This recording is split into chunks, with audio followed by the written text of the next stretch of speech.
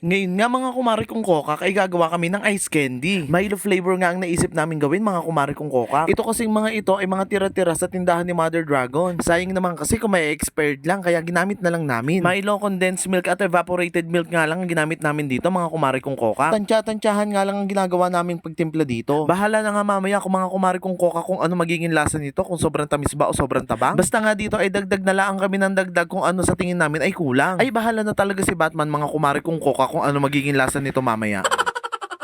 Pero sa tingin ko naman mga kumari kong kokak ay masarap ito dahil amoy na amoy ko yung gatas. At pagkatapos nga naming itimpla, isinalin na namin sa isang pikyal at sisimulan na namin itong balutin. Eksakto nga at meron pa kami yung mga tira-tirang plastic ng ice candy at dahil nga dito ay nakatipid kami. Habang binabalot nga ito ng kapatid kong mukhang palakang saging ay kitang-kita nga na nahihirapan siya. Pero dito ay inoobserbahan ko nga lang siya mga kumari kong kokak kung kayang-kaya niya talagang bilisan. Pero sa nakikita ko nga mga kumari kong kokak ay aabutin kami ng kinabukasan kung hindi ko pa siya tutulungan.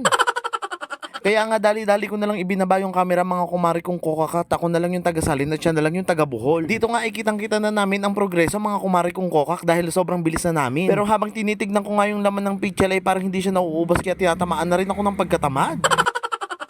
Ang akala ko nga lang kanina ay mga 20 lang ang magagawa namin mga kumari kong kokak. Pero mukhang aabutin yata to ng 100 piraso. Dito nga mga kumari kong kokak ay kung ano-anong sinasabi ng kapatid ko sa video. Pero ang sabi ko sa kanya, i-voice over ko tong video na to kaya baliwala ang lahat ng sinasabi niya. Dito nga ay marami na nga kami nagagawa mga kumari kong koka kaya nakakaramdam na rin talaga ako ng ngalay. At kahit nga ngalay na nga kami mga kumari kong koka ay natapos pa rin talaga namin ang pagbabalot. Kaya nga sa mga puntong ito ibibilangin na nga namin ang lahat ng nabalot namin kung ilan talaga. Mukhang ang hindi lang talaga 20 ang nagawa namin mga kumari kong koka. 1, 2, 3, 4, 5. Dito nga mga kumari kong koka kay medyo natatawa ako dahil dito ko lang din napansin na sobrang pait pala talaga ng plastic para sa ice candy. 36, 37, 38, 39, 40! Yeah! 40! At pagkatapos nga namin itong bilangin mga kumari kong koka kay diniretso kaagad namin ito sa freezer. Mukhang bukas pa nga namin ito makakain mga kumari kong koka para siguradong matigas na matigas siya. I'm so excited! Tanga, bakla yung mata ko dyan. Using-usgi na. Visit ka. Abay ka na, dali! Papa.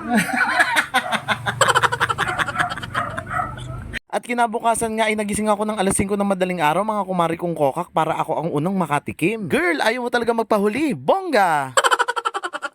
At sa wakas ay matitikman ko na rin nga mga kumari kong kokak pagkatapos ng 11 oras. Unang kagat pa nga lang sa ice candy ay perfect na. Sobrang sarap talaga ng ice candy pag hindi mo tinitipid sa gatas. Hanggang dito na lang mga kumari kong kokak. Thank you for watching my video. Follow me for more. Babu! Mwah!